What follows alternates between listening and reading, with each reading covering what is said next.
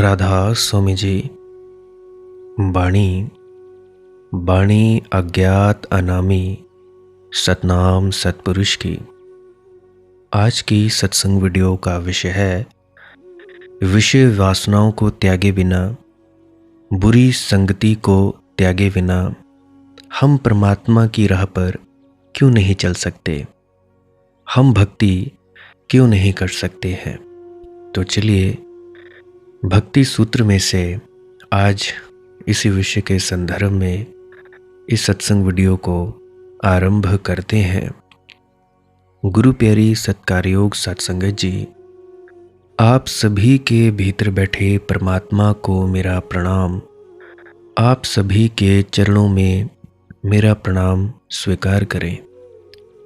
विनती करना चाहता हूँ, जो भी कोई व्यक्ति मन से ऊपर उठ के, विचारों से ऊपर उठ के गहरे ध्यान में डूबना चाहता है, वासनाओं से ऊपर उठना चाहता है, वो व्यक्ति इस पूरी वीडियो को अंत तक सुनने की कृपालता ज़रूर करें जी, क्योंकि हो सकता है इस वीडियो में आपको वो रास्ता मिल जाए आप जिससे आगे बढ़ पाए।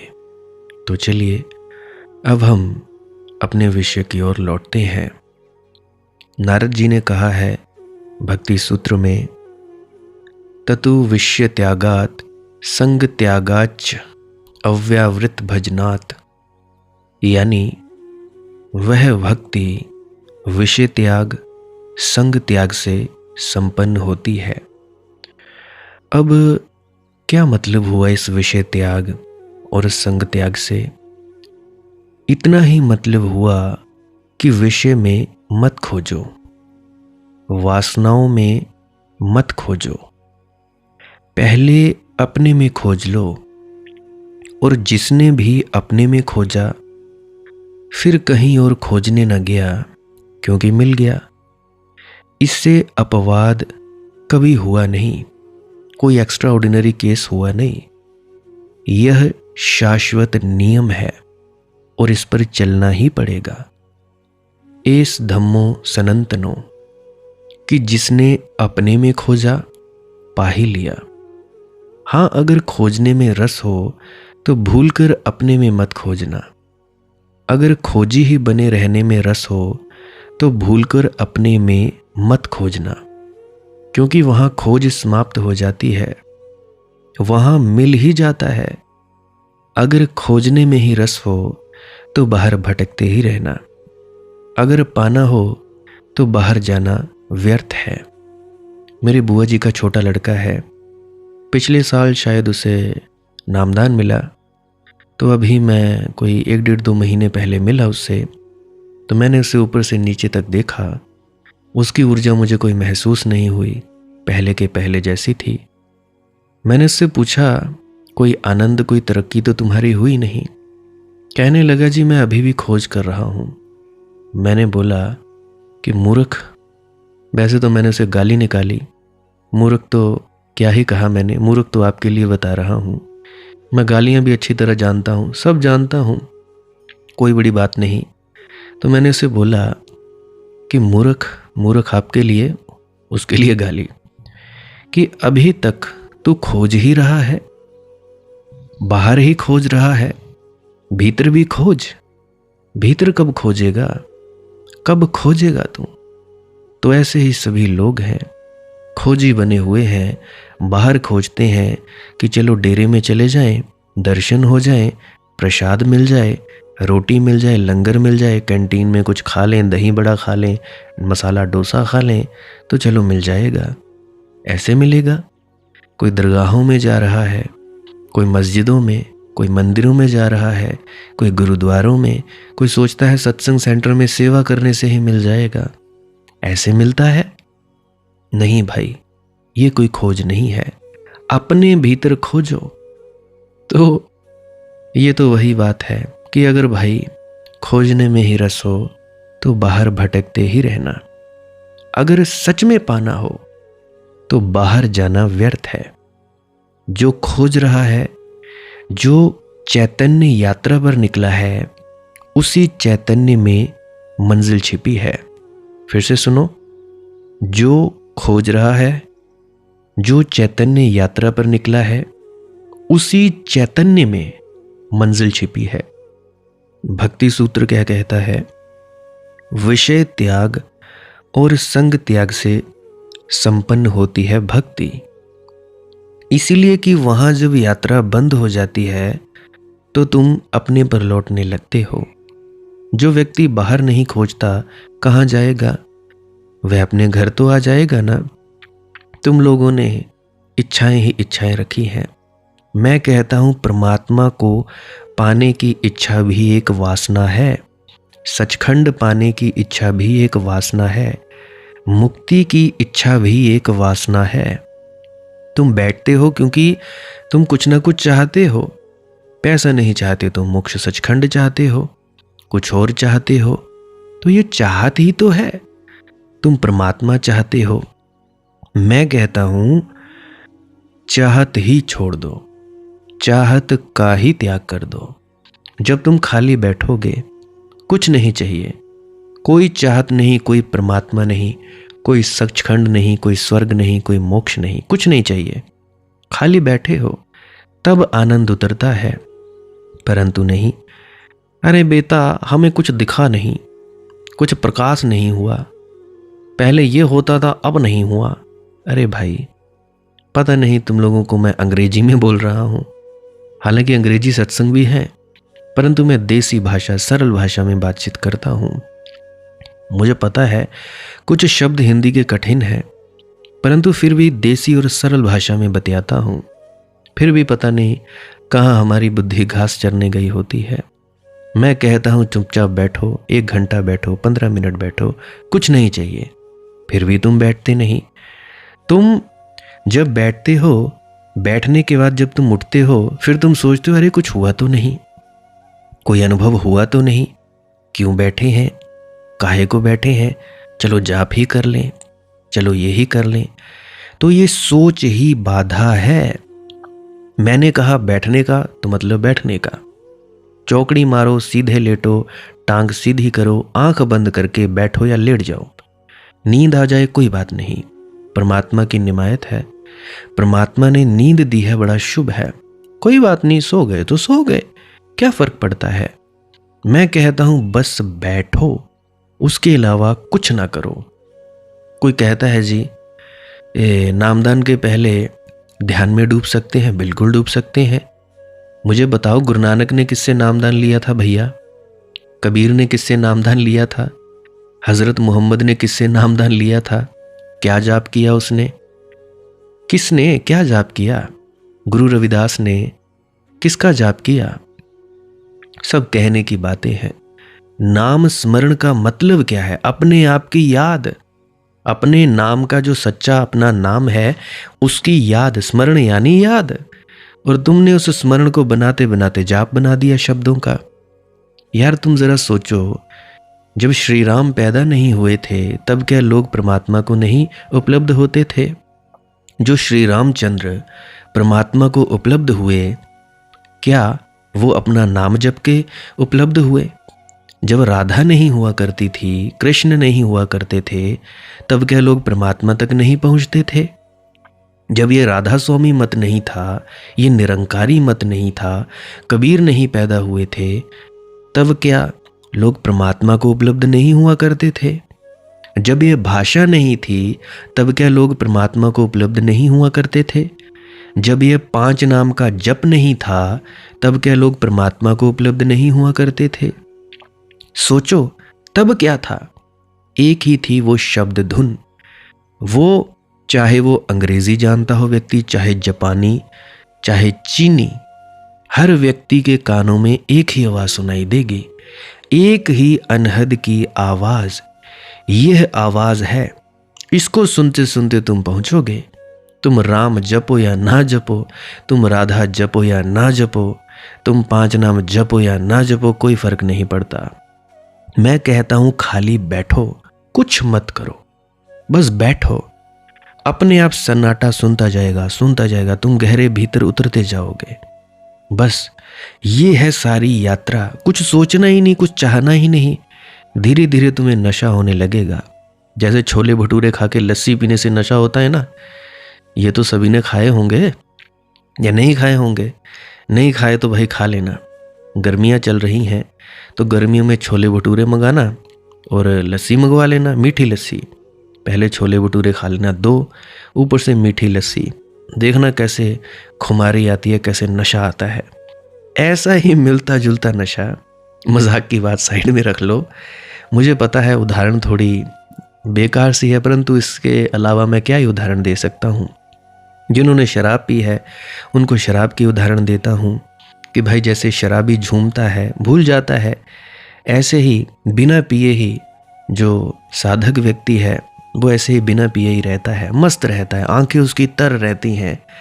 तो जो नहीं खाते पीते, जिन्होंने कभी नहीं खाया पिया, तो अच्छी उदाहरण आई, छोले भटूरे खाओ, उसके बाद लस्सी पियो, वाह हा, कैसे आंख बंद होती है, कैसे नशा सा छाता है।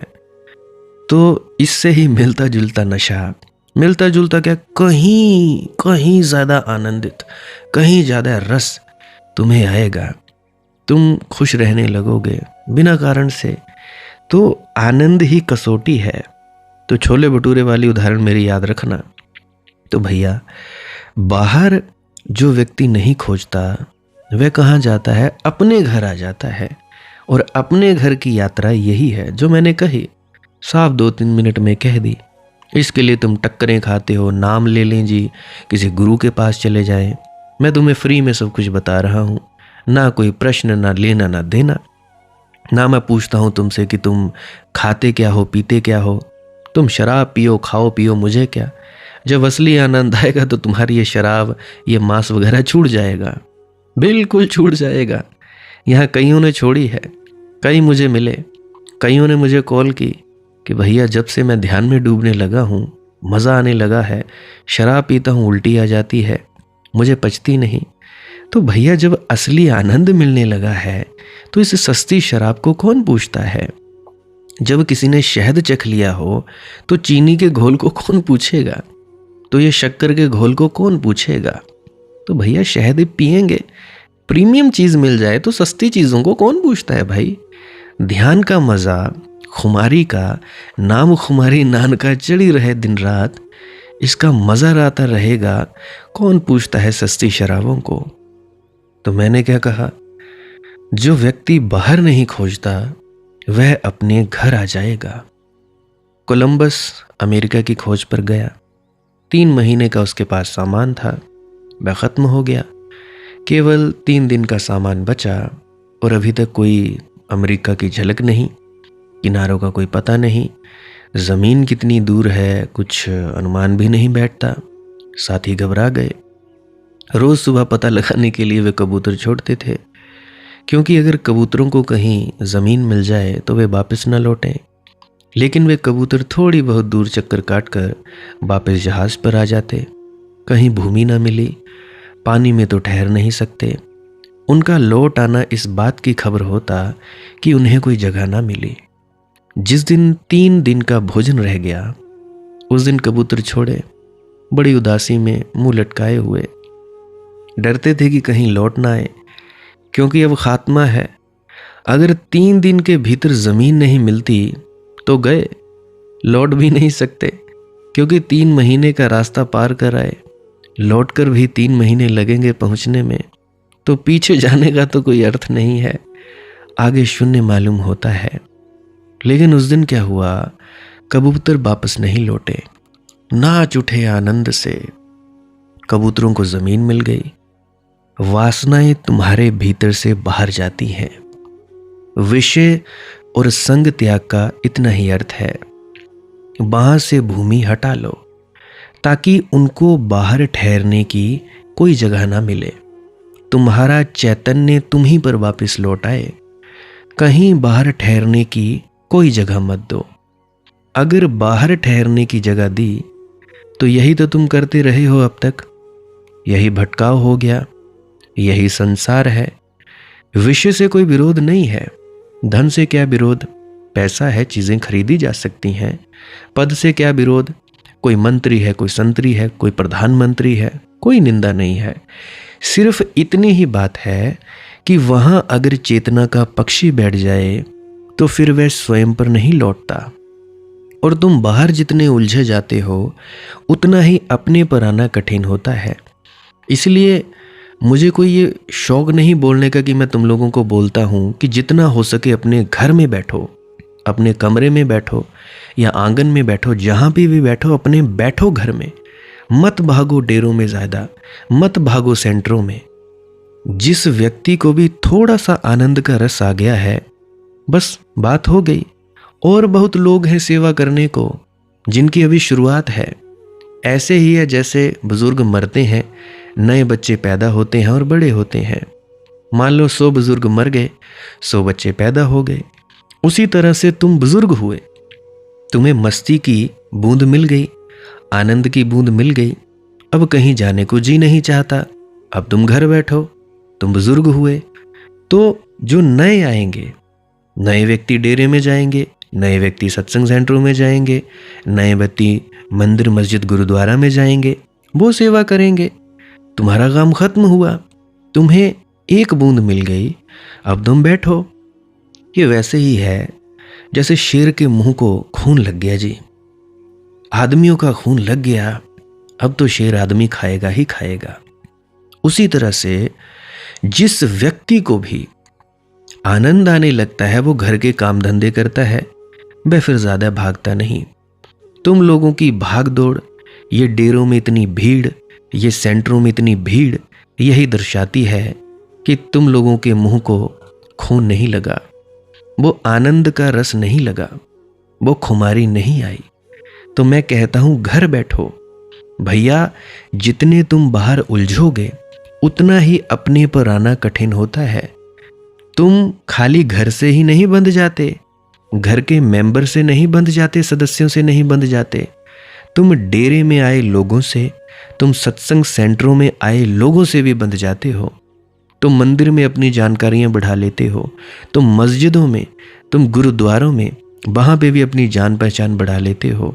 फिर उनके पास जाना है, कॉल आया, हाँ मनदीप कहाँ है, आ रहा हूं, अभी बाइक पर हूं, गाड़ी में हूं, अच्छा ये करना है। तो ऐसे ही उलझते जाते हो। देखिए बाहर के जो ये स्थान है ये माहौल बनाने के लिए है, वहां से तुम सीखाओ कुछ।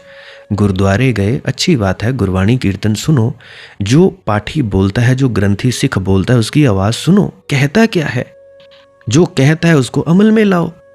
थोड़ी देर बैठो, शांति मिले, अमल में लाओ और घर को आ जाओ। पल्ला झाड़ के थोड़े ना आना है। तुम जाते हो मंदिरों में, हालांकि मंदिरों में ऐसा तो मैंने कोई पाठ होते सुने नहीं, मंदिर अक्सर खाली ही रहते हैं, परंतु जहां कोई प्रचार हो रहा है उसकी बात सुनो, सुनो और घर को आ जाओ।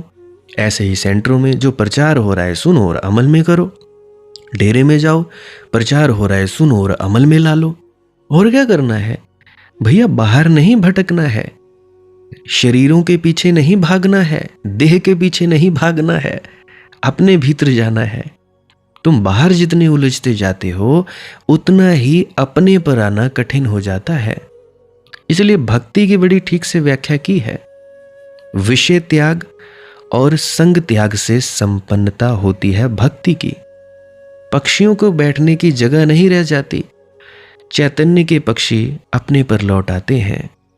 अगर वासना हो, सोचो, अगर तुम्हारे भीतर वासना ना हो तो विचार क्या करोगे, क्या सोचोगे? सोचो। लोग मेरे पास आते हैं, वे कहते हैं जी विचार बड़े आते हैं, विचारों से बड़े दुखी हैं, तंग हैं, बड़े पीड़ित हैं, विचारों को बंद करना है जी। मैं उनसे पूछता हूं, विचारों से पीड़ित हो यह बात ठीक नहीं, तुम वासनाओं से पीड़ित होगे। किस बात के विचार आते हैं? तो कोई कहता है जी धन के विचार आते हैं, कोई कहता है जी 70-80 साल का बुजुर्ग हूं या बूढ़ी हूं, काम वासना के विचार आते हैं। तो विचार थोड़े ही असली सवाल है, विचार तो वासना की छाया की तरह है। जब तक तुम्हारी काम वासना में रस भरा हुआ है, जब तक तुम्हारी आशा की लाश छाती से लगी हुई है, जब तक तुम कहते हो कि काम वासना से सुख मिलने वाला है, तब तक काम वासना के विचार आने बंद नहीं हो जाएंगे, आते रहेंगे। बिल्कुल जब तक ऐसा नहीं होता, विचारों को थोड़े ही हटाना है। विचारों को तो हटा हटा कर भी तुम ना हटा पाओगे, क्योंकि अगर मूल मौजूद रहा, जड़ मौजूद रही, तो पत्ते तुम काटते रहो, शाखाएं काटते रहो, नहीं निकल आएंगी। तुम्हारा जिस चीज में रस भरा है, तब तक विचार नहीं आने बंद होंगे। विचार की जड़ कट जाए तो विचार के पत्ते अपने आप आने बंद हो जाते हैं। अखंड भजन से भी भक्ति संपन्न होती है। विषय त्याग, संग त्याग से, फिर अखंड भजन से। अखंड भजन का वैसा अर्थ नहीं है जैसा तुमने समझ रखा है कि लोग लाउड स्पीकर लगाकर बैठ जाते हैं 24 घंटे, मोहल्ले भर के लोगों को परेशान कर देते हैं। अभी मैं रिकॉर्डिंग कर रहा हूँ तो हमारे यहाँ पे मोहल्ले में रात को जागरण है, तो बाहर हल्की हल्की आवाज़ें आ रही हैं। अखंड भजन कर रहे हैं जी, जागरण कर रहे हैं। मैं कहता हूँ अखंड उपद्रव है यह, अखंड भजन नहीं है। और पड़ोसियों ने क्या बिगाड़ा है? तुम्हें भजन करना हो करो भाई, दूसरों को क्यों परेशान किए हो? सोना भी मुश्किल कर देते हो। और ये तो धार्मिक देश है, इसमें अगर कोई अखंड भजन कीर्तन करे और कोई पड़ोसी ऐतराज करे तो उसको लोग धार्मिक नहीं समझते, अधार्मिक समझते हैं। वे तो तुम पर कृपा करके माइक लगाए हुए हैं ताकि तुम्हारे कानों में भी भजन कीर्तन का उच्चारण पड़ जाए, तो शायद तुम्हारी भी मुक्ति हो जाए जैसे उनकी हो गई। अखंड भजन का क्या अर्थ है? अखंड भजन का अर्थ है तुम्हारे भीतर परमात्मा की याद, परमात्मा की स्मृति अविच्छिन्न हो, विच्छिन्नता ना आए। कोई राम राम राम राम राम राम जपने का सवाल नहीं है, या 5 नाम जपने का सवाल नहीं है, क्योंकि अगर तुम राम राम भी जपो, कितने ही जोर से जपो, तो भी 2 राम के बीच में खंड तो आ ही जाएगा। इसलिए वह अखंड तो नहीं होगा, वह तो कोई रास्ता ना हुआ। तुम राम राम कितनी ही तेजी से जपो, एक राम और दूसरे राम के बीच में जगह खाली छूट ही जाएगी।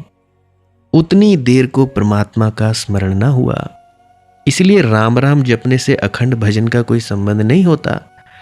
अखंड भजन का अर्थ तो, अगर अखंड होना है भजन को, तो विचार से नहीं सध सकता ये काम, निर्विचार से सधेगा। अगर अखंड होना है तो विचार का काम ना रहा, क्योंकि विचार तो खंडित है। एक विचार और दूसरे विचार के बीच में जगह है। अभी मैं बोल रहा हूं तो भैया, जो मैं बोल रहा हूं, मेरे 2 बोले गए शब्दों के बीच में एक गैप है, खाली जगह है। अविच्छिन्न धारा नहीं है। अविच्छिन्न धारा तो स्मरण की हो सकती है, स्मरण का शब्द से कोई संबंध नहीं है। उदाहरण देता हूं, जैसे माँ भोजन बनाती है, बच्चा आसपास खेलता रहता है, लेकिन उसे याद बनी रहती है, स्मरण बना रहता है। वह कहीं बाहर तो नहीं निकल गया, आंगन के बाहर तो नहीं उतर गया, सड़क पर तो नहीं चला गया। ऐसा वह बीच बीच में देखती रहती है, काम भी करती है और भीतर एक सातत्य स्मृति का बना रहता है। मुझे याद है शुरू शुरू में अनहद नाथ चालू हुई तो कभी कभी मैं, स्कूटर था उस वक्त मेरे पास, तो स्कूटर पर जाता, मैं बाज़ार में कहीं कहीं जाता, तो थोड़ी थोड़ी देर बाद मैं कान में उंगली डालकर देखता कहीं बंद तो नहीं हो गया, कहीं ये मीठी आवाज़ बंद तो नहीं हो गई। खैर वो तो बचकानी बातें थी, तो मैंने उदाहरण दे दी। बाबा कबीर ने कहा है, जैसे कि पनघट से स्त्रियां पानी भरकर लौटती हैं, आपस में बातचीत करती हैं, हंसती हैं, मजाक करती हैं, घड़े उनके सिर पर संभले रहते हैं, उनको हाथ भी नहीं लगाती, स्मरण बना रहता है कि उन्हें संभाले हैं। बात चलती है, चर्चा होती है, चुगलियां होती हैं, हंसी मजाक होती है, लेकिन भीतर एक सतत स्मृति बनी रहती है घड़े को संभालने की। ऐसी ही स्मृति होश को संभालने की बनी रहनी चाहिए कि कहीं ये जो मैं आलू प्याज छील रही हूं, ये बेहोशी में तो नहीं छील रही हूं, ये मैं बड़े होश के साथ तो छील रही हूं ना, इस होश को संभालना है, इस होश की याद रखनी है, बस होश पूर्वक काम करना। ये जो मैं ऑफिस का काम कर रहा हूं, ऐसा तो नहीं कि उंगलियां मेरी कीबोर्ड पर चली हुई हैं, आंखें मेरी सामने देख रही हैं और दिमाग में कुछ और विचार चल रहा है। नहीं नहीं, ऐसा नहीं। पूरी तल्लीनता से 100% उसी काम को करो। जब तुम उसी काम को करोगे होश पूर्वक, तो वही काम साधना बन जाएगी। तुम बर्तन धो लो, बर्तन धो, ऐसे धो बड़े प्रेम से। ये मत सोचो कि वो चीज़ कहाँ है, ये कहाँ है, वो कहाँ है। होश पूर्वक धो लो। तुम खाना बनाओ, होश पूर्वक बनाओ। झाड़ू पोछा लगाओ, होश पूर्वक लगाओ। ऐसे ही धीरे धीरे होश बढ़ता जाएगा और इतना बढ़ जाएगा कि तुम इस होश में ही, इस चैतन्य में ही तल्लीन हो जाओगे और परम चैतन्य दशा तक पहुंच जाओगे। मुझे बात याद आती है राजा जनक की। जनक के दरबार में एक सन्यासी आया और उसने जनक से कहा कि मैंने सुना है तुम परम ज्ञान को उपलब्ध हो गए हो, लेकिन मुझे शक है, इस धन दौलत में, इस सुख सुविधा में, इन सुंदर स्त्रियों और नर्तकियों के बीच में, इस सब राजनीति के जाल में तुम कैसे उसका अखंड स्मरण रखते होगे? कैसे तुम्हें होश रहता होएगा? कैसे तुम्हें साक्षी की याद रहती रहेगी? राजा जनक ने कहा, आज सांझ तुम्हें उत्तर मिल जाएगा। सांझ एक बड़ा जलसा था। देश की सबसे बड़ी नर्तकी नाचने आई थी। सम्राट ने सन्यासी को बुलाया। 4 नंगी तलवारें लिए हुए सिपाही उसके चारों तरफ कर दिए। वह थोड़ा घबराया। उसने कहा, क्या मतलब जी, ये क्या हो रहा है? जनक ने कहा, घबराओ मत, मैं तुम्हारे प्रश्न का उत्तर दे रहा हूं। ये तुम्हारे प्रश्न का उत्तर है। और हाथ में उसको तेल से लबालब भरा हुआ पात्र दे दिया, गड़वी जैसा या गिलास जैसा, कि जरा हिल जाए तो तेल नीचे गिर जाए, एक बूंद और ना जा सके, इतना भरा हुआ। और उससे कहा कि नर्तकी का नृत्य चलेगा, तुम्हें 7 चक्कर उस पूरे स्थान के लगाने हैं। बड़ी भीड़ होगी, हजारों लोग इकट्ठा होंगे। अगर एक बूंद भी तेल की नीचे गिरी तो ये 4 तलवारें नंगी तुम्हारे चारों तरफ हैं, ये फौरन तुम्हें टुकड़े टुकड़े कर देंगी। उस सन्यासी ने कहा, बाबा माफ करो, प्रश्न अपना वापस ले लेते हैं। हम तो सत्संग करने आए थे, जिज्ञासा लेकर आए थे, कोई जान नहीं गंवाने आए हैं। तुम जानो, तुम्हारा ज्ञान जाने। हो गए तुम उपलब्ध ज्ञान को, हमें कुछ संदेह भी नहीं है, पर हमें छोड़ो। पर राजा जनक ने कहा, ना जी ना, अब यह ना हो सकेगा। प्रश्न जब पूछ ही लिया तो उत्तर भी भाई जरूरी है। सम्राट था, सन्यासी के भागने का कोई उपाय नहीं था। तो सुंदर नर्तकी नाचती थी। 1000 बार सन्यासी के मन में भी हुआ कि एक तरफ आंख उठाकर देख लूं, लेकिन एक बूंद तेल गिर जाए तो वे चारों तलवारें उसे काटकर टुकड़े टुकड़े कर देंगी। उसने 7 चक्कर लगा लिए, एक बूंद तेल ना गिरा। आंखें उसकी तेल पर ही सधी रहीं। पूछा जनक ने, उत्तर मिला? उसने कहा, जी उत्तर मिल गया, और ऐसा उत्तर मिला कि मेरा पूरा जीवन बदल दिया। पहली दफा कोई चीज इतनी देर सतत रही, अखंड रही, एक याद कि बूंद तेल की ना गिर जाए। सम्राट ने कहा, तेरी तरफ 4 तलवारें थी, मेरे पास कितनी तलवारें हैं, मेरे चारों तरफ तुझे पता नहीं। तेरी जिंदगी तो थोड़े से ही खतरे में थी, मेरी जिंदगी बड़ी खतरे में है। और फिर इससे भी क्या फर्क पड़ता है कि तलवार है या नहीं? मौत तो सबको घेरे हुए है। जिसको मौत की याद आ गई, उसे सातत्य भी समझ में आ जाएगा। इसीलिए तो कहा गया था कि जब भी कोई मरे तो उस लाश के पीछे जरूर जाना। कहा गया था कि लकड़ी डालने का पुण्य मिलता है और उससे एक दिन उम्र बढ़ती है। ये तो खैर बातें थी, परंतु असली बात थी कि जिसे मौत की याद आ जाए। परंतु नहीं, जैसे ही लाश जलती है, धू धू करके जलती है, तो तुम गेट पार करते हो शमशान घाट का, शिव भूमि का, हाथ पैर धोते हो, फिर वही बातें, अच्छा कारोबार ठीक है या नहीं है, ये है या वो है। और मैं सच कहता हूं, शिव भूमि में जहां लाश जलती है, सबसे ज़्यादा ऊर्जा पॉजिटिविटी की, इतनी अखंड ऊर्जा, इतना वेग पॉजिटिविटी का मैंने वहाँ पाया है। अक्सर ऐसा हो जाता था, हमारे गांव में कोई मरता तो एक तो पहले से ही हमें शमशान घाट में ही रखा जाता कि तुम लोग भाई जाओ, तुम लकड़ी काटो, वहाँ पे इकट्ठा करो, क्योंकि अगर तुम लोग यहाँ रहोगे तो ही हा हा करेंगे। क्योंकि मजाक से परे तो हमने कुछ सोचा नहीं, हमारी ज़िंदगी मस्ती भरी थी। ठीक है, अब भी है, हमारे गांव में सब मस्त, एक से बढ़कर एक बच्चा एक दूसरे की बेइज्जती करने में लगा हुआ, बुरा कोई मनाता नहीं, अपनी ही बेइज्जती पर हंसते रहते थे। तो हम 5-7 लड़के थे, कुछ बड़े कुछ छोटे, तो हमें अक्सर ऐसा कहा जाता कि तुम लोग यहाँ नहीं रहने चाहिए, वहाँ पे लोग रो रहे हैं और तुम लोग ही हा हा करोगे और तुमसे रोका भी नहीं जाता, तो तुम जाओ। तो अक्सर हम शमशान घाट में ही रहते और कहते कि जब तक लाश यहाँ ना आए तब तक तुम आना नहीं, क्योंकि अगर तुम आ गए फिर से ही हा हा करोगे, माहौल इतना उदासी भरा होगा और तुम ऐसे ही हा हा करोगे। तो अक्सर मैंने देखा वहाँ पे बहुत ही ज़्यादा पॉजिटिव ऊर्जा, शमशान घाट की बात कर रहा हूँ, शिव भूमि की।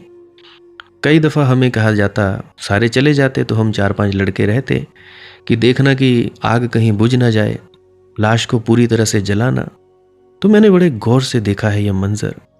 मैंने एक व्यक्ति को नहीं मरते देखा, कि अपनी दादी को मरते देखा या अपने मासड़ जी को, मैंने कईयों को जलते भी देखा मैंने, बड़े आनंद भाव से देखा और मृत्यु की याद आती रही।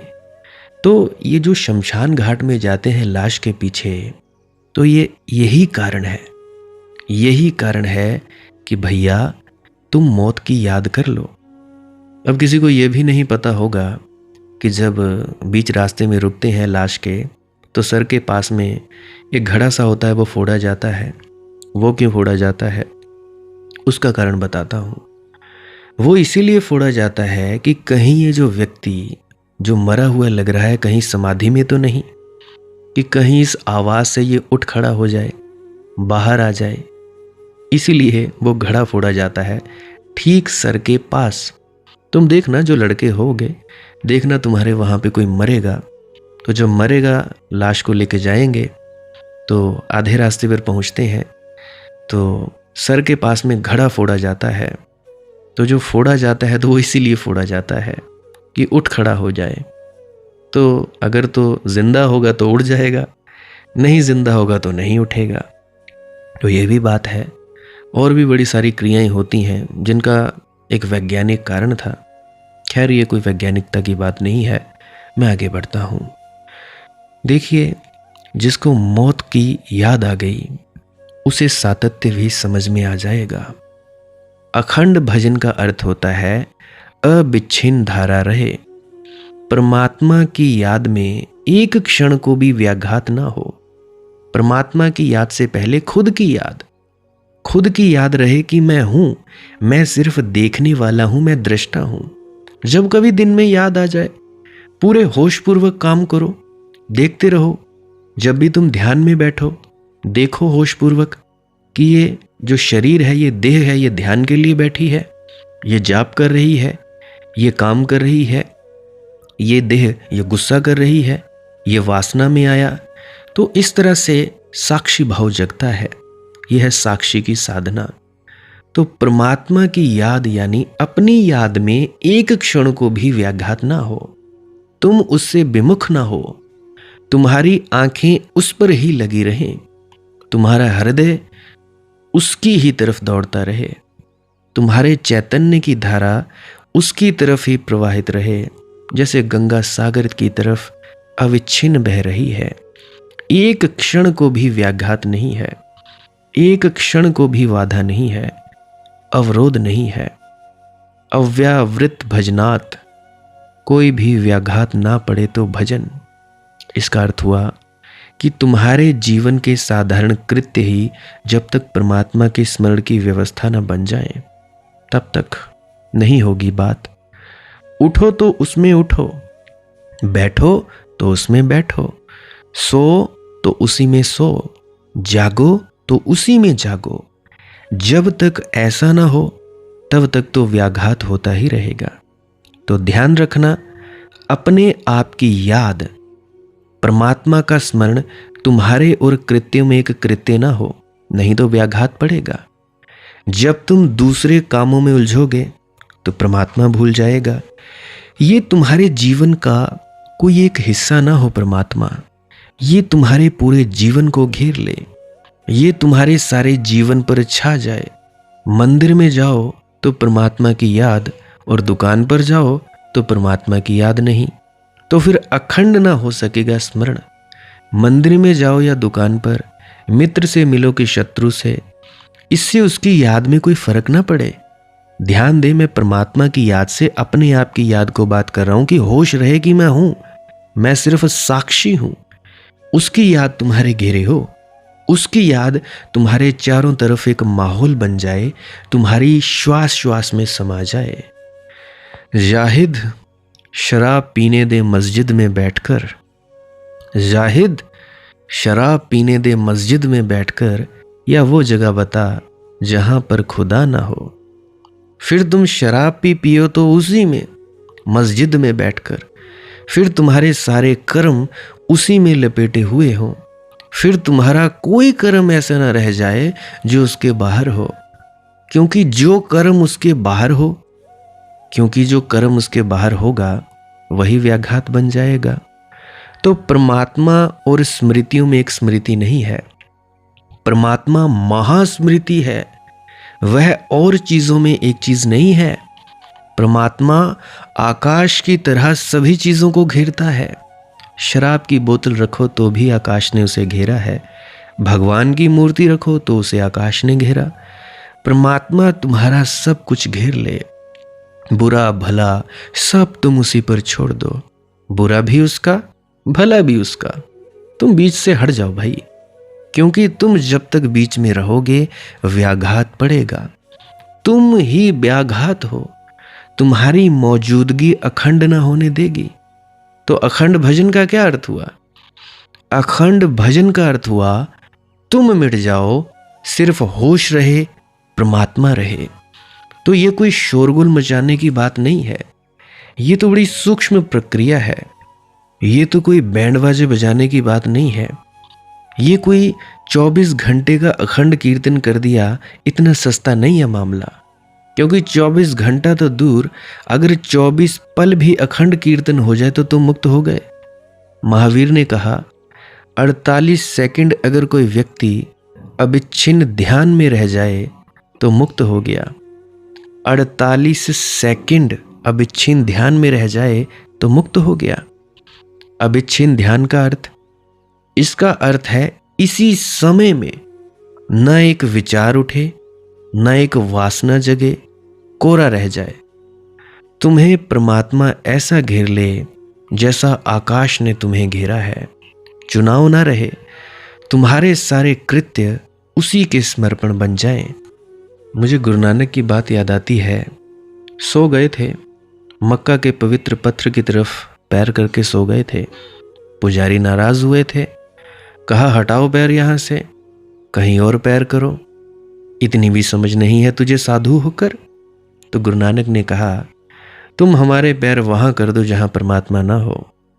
कहानी कहती है कि पुजारियों ने उनके पैर सब दिशाओं में किए, जहां भी पैर किए काबा का पत्थर वहीं हटकर पहुंच गया। कहानी सच हो या ना हो ये मुझे कोई मतलब नहीं, पर कहानी में बड़ा सार है, बड़ा अर्थ है। जाहिद शराब पीने दे मस्जिद में बैठकर, या वो जगह बता जहां तुम्हारे खुदा का घर ना हो। सार इतना ही है कि पुजारी ऐसी कोई जगह ना बता सके जहां परमात्मा ना हो। तुम्हारा जीवन ऐसा भर जाए उससे कि ऐसी कोई जगह ना बचे जहां वह ना हो। इसलिए बुरे भले का हिसाब मत रखना, अच्छा अच्छा उसे मत दिखाना, बुरा भी उसके लिए खोल देना। तुम्हारे क्रोध में ही उसकी याद है, और तुम्हारे प्रेम में भी उसकी ही याद हो, और तुम सब हैरान होगे कि तुम्हारा क्रोध क्रोध न रहा, तुम्हारे क्रोध में भी उसकी सुगंध आ गई। और तुम्हारा प्रेम ना रहा, तुम्हारे प्रेम में भी उसकी ही प्रार्थना बरसने लगी। तुम जिस चीज से परमात्मा को जोड़ दोगे वही रूपांतरित हो जाती है। तुम अपना सब जोड़ दो, तुम्हारा सब रूपांतरित हो जाएगा। अखंड भजन से संपन्न होता है। उम्र भर रेंगते रहने से कहीं बेहतर है एक लम्हा जो तेरी रूह में वसीयत भर दे। एक छोटा सा क्षण भी जो तेरे प्राणों में विशालता को भर दे, विराट को भर दे। उम्र भर रेंगते रहने से कहीं बेहतर है एक लम्हा जो तेरी रूह में वसीयत भर दे। एक लम्हा जो तेरे गीत को शौखी दे दे। एक लम्हा तो तेरी लौ में मसरत भर दे। एक क्षण भी काफ़ी है परमात्मा के स्मरण का, जो तेरी रूह में वसीयत भर दे, जो विराट को तेरे आंगन में बुला ले, तेरी बूंद में सागर को बुला ले। सीमाएं टूट जाएं, ऐसा एक क्षण पर्याप्त है जी लेने का। उम्र भर रेंगते रहने से कहीं बेहतर है। फिर अखंड कीर्तन की बात ही क्या। अगर एक लम्हा, अगर एक क्षण विशालता का इतना अद्भुत है तो अखंड कीर्तन की तो बात ही क्या, सतत भजन की तो बात ही क्या। होंठ भी हिलते नहीं सतत भजन में। भीतर परमात्मा का नाम भी स्मरण नहीं किया जाता। जो किया जाता है, जो होता है, सभी में उसकी याद होती है। भोजन करो, स्नान करो, आलू छीलो, प्याज छीलो, तो भाई स्नान करोगे सभी में उसकी जलधार है। जल गिरे तो परमात्मा ही गिरे तुम्हारे ऊपर। बिल्कुल यही है। मैं अक्सर देखता था हमारे घरों में, वहाँ पे बाथरूम खुले ही हुआ करते थे। स्त्रियों पर्दा लगाकर नहाती थी, जो मर्द थे वो ऐसे ही खुले में ही नहाया करते थे, कुएं पर जाते थे, ऐसे ही होता था। तो मैं देखता था कि जैसा कीर्तन गर्मियों में होता नहीं था वैसा सर्दियों में होता था। मैं बड़ा हैरान हुआ करता था। जब सर्दियां होती थी, जैसे ही एक जग डाला, हर हर भोले, राम राम राम राम राम राम राम राम राम राम।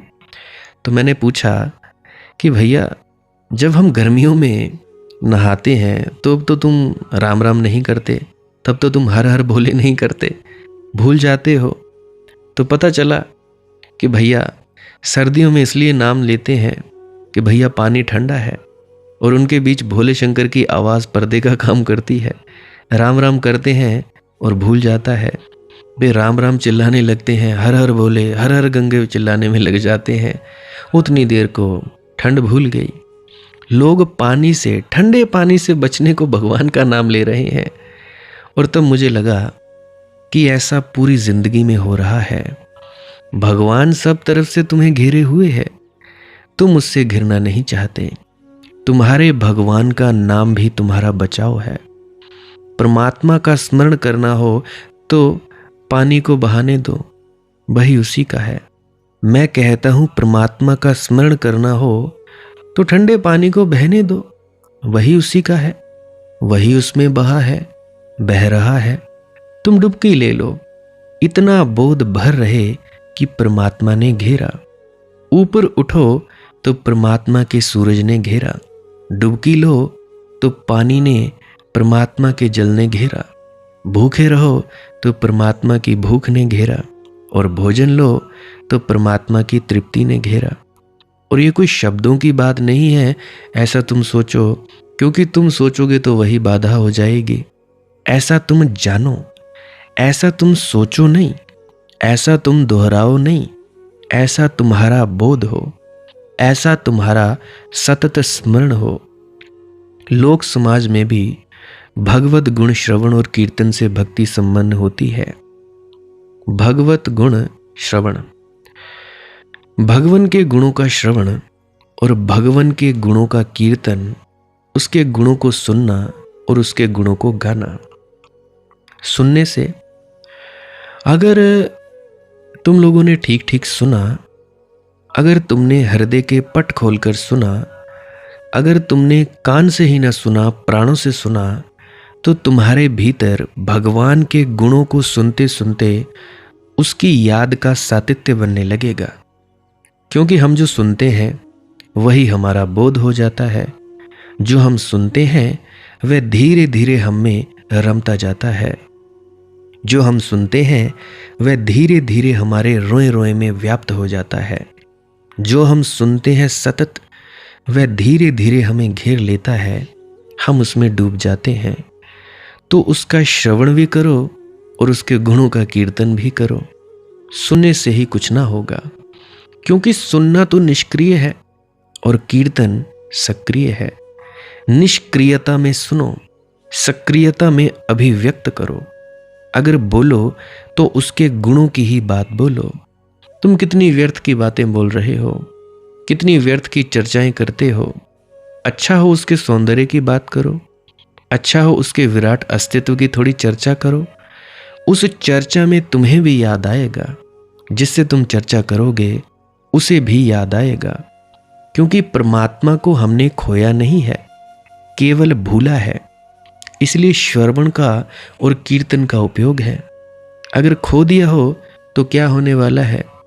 जैसे कि तुम्हारे घर में खजाना हो और तुम भूल गए हो कि कहाँ दबाया था, तुम्हारे जेब में हीरा रखा और तुम भूल गए हो, तो अगर हीरे की कोई बात करे तो तुम्हें याद आ जाएगा।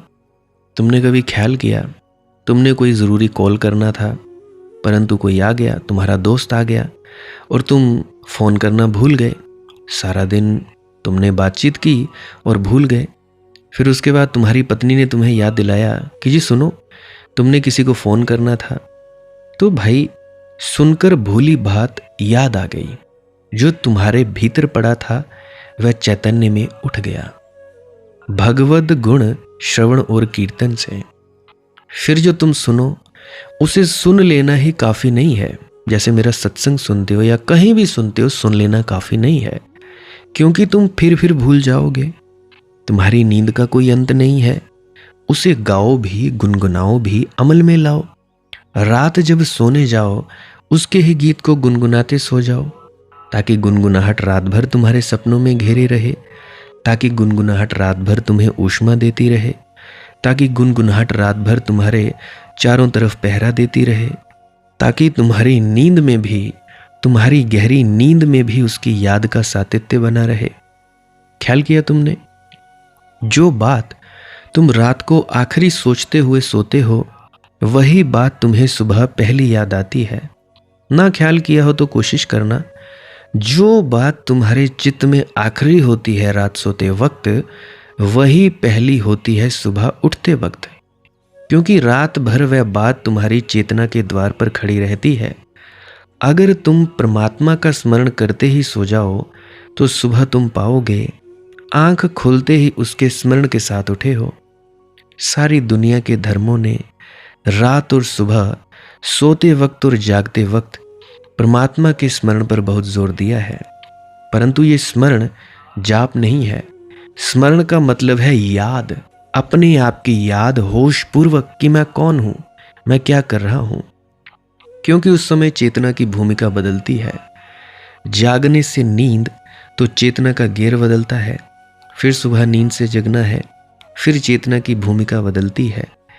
इन संध्या के क्षणों में, इन बदलाहट के, क्रांति के क्षणों में अगर परमात्मा का स्मरण तुम में व्याप्त होता जाए तो तुम पाओगे धीरे धीरे तुम्हारे खून के कतरे कतरे में परमात्मा की छाप लग गई। होश जगने लगा, तुम्हारा पूरा अस्तित्व उसे गुनगुनाने लगेगा। परंतु भक्ति साधन मुख्यतया महापुरुषों की कृपा से अथवा भगवद कृपा के लेश मात्र से होता है। नारद जी कहते हैं, ये सब ठीक है, ये साधन ठीक, लेकिन इतने से ही ना हो पाएगा। वस्तुतः तो महापुरुष की कृपा या भगवत कृपा से उसके लेश मात्र से हो जाता है। ये तुम्हारे उपाय हैं जरूरी, पर इतने को ही काफी मत समझ लेना। यही भक्ति का अन्य साधनों से भेद है।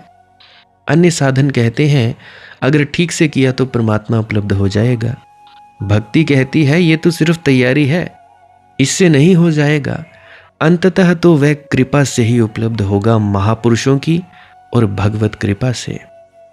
महापुरुषों की कृपा और परमात्मा की कृपा किस तरह बरसती है, इसके बारे में हम कल की वीडियो में बात करेंगे।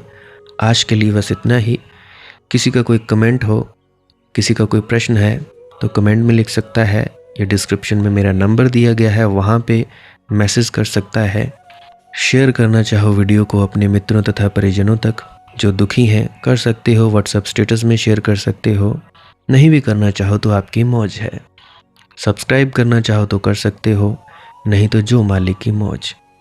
लाइक कर सकते हो इस वीडियो को, हाइप कर सकते हो, 2-3 हज़ार लाइक कर सकते हो, ताकि ज़्यादा से ज़्यादा लोगों तक यूट्यूब अपने आप से ये वीडियो को पहुंचा दे। बाकी जो आपकी मौज, जैसी मालिक की इच्छा।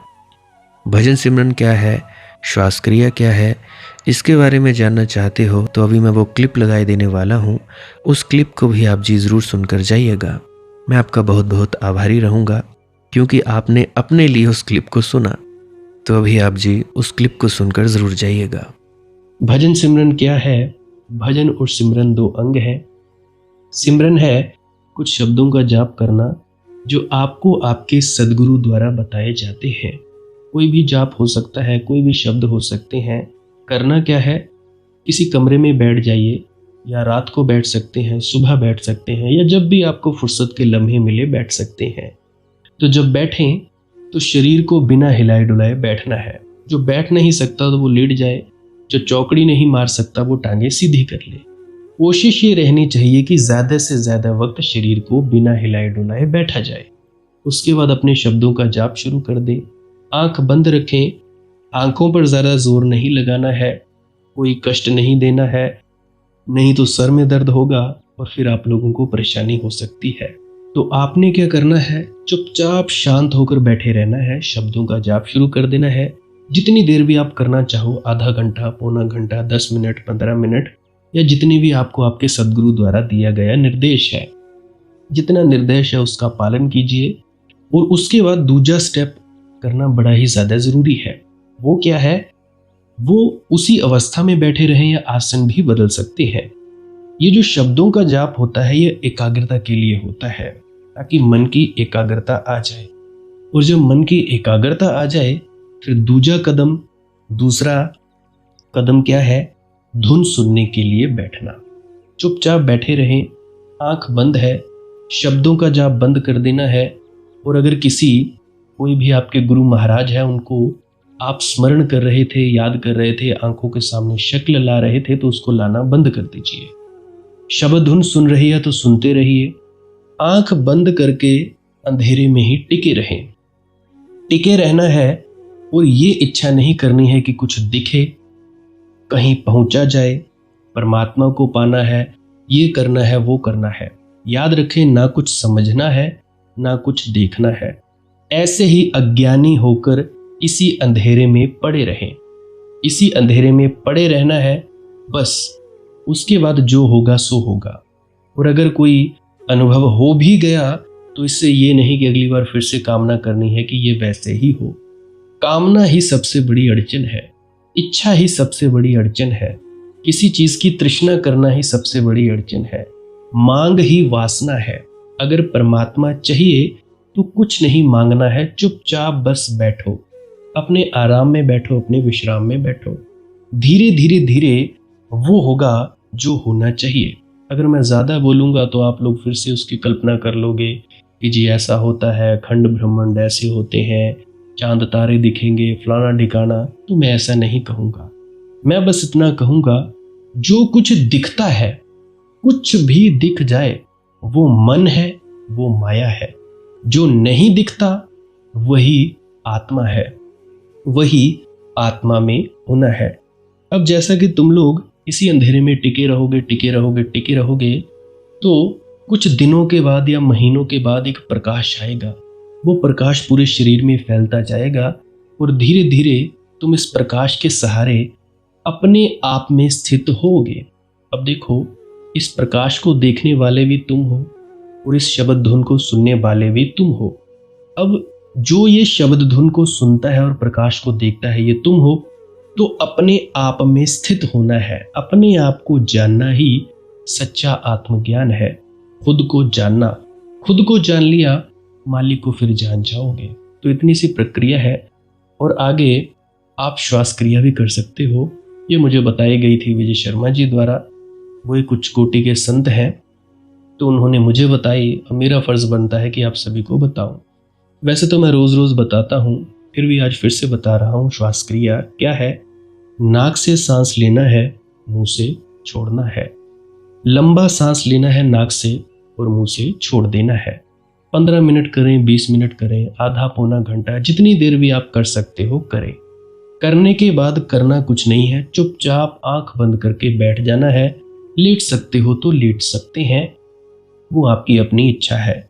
नींद आ जाए तो सो जाना है, तो शरीर को कष्ट नहीं देना है। अगर सर घूमे घूमने देना है, अगर आपका शरीर कांपे तो कांपने देना है। उसकी आपने दिक्कत, परेशानी और चिंता नहीं लेनी है, ये सब होता ही है। और मरने से डर लगे तब भी नहीं डरना है, ये होता ही है। क्या कहा मैंने? 15 से 20 मिनट कर सकते हैं, उसके बाद चुपचाप बैठें और अपने भीतर अपने आप उतर जाओगे। ठीक है जी। प्रेग्नेंट लेडीज़ बिल्कुल ना करें, जिनको दिल की बीमारी है या गोलियां वगैरह खाते हैं वो भी बिल्कुल ना करें, और बाकी सब कर सकते हैं। जिनको नींद नहीं आती वो अवश्य करें, और जिनको थोड़ा डिप्रेशन रहता है वो भी अवश्य करें, और जिनके बच्चे थोड़ी पढ़ाई में कमज़ोर हैं वो भी ज़रूर करें। बाकी आपकी मौज है, करना हो करिए, नहीं तो आपकी अपनी अपनी इच्छा है। और ध्यान दें, जब सिमरन करें तो उसके बाद सीधा भजन पे बैठें, और जब ये श्वास क्रिया करें तो उसके बाद सीधा भजन के लिए बैठें। अलग अलग प्रक्रियाएं हैं, एकाग्रता के लिए है श्वास क्रिया और एकाग्रता के लिए ही है भजन सिमरन। सिमरन भी एकाग्रता के लिए और श्वास क्रिया भी एकाग्रता के लिए। ठीक है, मिक्स नहीं करना है, अलग अलग करिए। अगर श्वास क्रिया करी तो उसके बाद सीधा धुन सुनने पर बैठें। अगर सिमरन के शब्दों का जाप किया उसके बाद फिर से धुन सुनने पर बैठें। बाकी आपकी अपनी मौज है, जो आपको रुचे वो कर सकते हो। अगर धुन सुनने लगे तो धुन सुनने पर ही डायरेक्ट बैठा जाए, परंतु श्वास क्रिया मत छोड़ना, क्योंकि श्वास क्रिया करने से शारीरिक, मानसिक और आध्यात्मिक लाभ मिलता है। बाकी आप कीजिए, आपकी मौज है। राधा स्वामी जी।